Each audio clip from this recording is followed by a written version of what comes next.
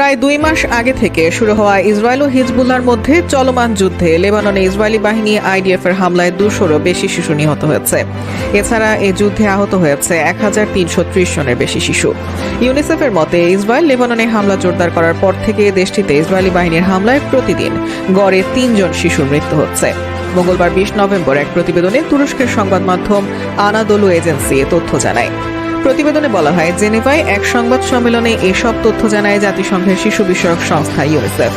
সংস্থাটির মুখপাত্র জেমস এল্ডার বলেন, লেবাননে 200-র বেশি শিশু নিহত হওয়ার পরও এই সহিংসতা বন্ধে তেমন কোনো উদ্যোগ দেখা যাচ্ছে না।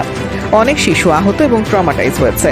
তিনি বলেন, লেবাননের শিশুদের গাজার মতো ভয়ঙ্কর অবস্থা হওয়া শঙ্কা থাকা সত্ত্বেও প্রভাবশালীরা অর্থপূর্ণ প্রতিক্রিয়া জানাতে ব্যর্থ হচ্ছে।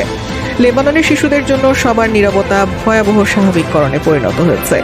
তিনি গত 10 দিনে লেবাননে ইসরায়েলি হামলার তালিকা তুলে ধরেন, যেখানে পরিবারের সাথে থাকা বেশিরভাগ শিশুকে হত্যা করা হয়েছে। জাতিসংঘের এই কর্মকর্তা লেবাননের শিশুদের সাথে এবং গাজা শিশুদের সাথে যা ঘটছে তার মধ্যে শীতল মিল বলে উল্লেখ করেছেন।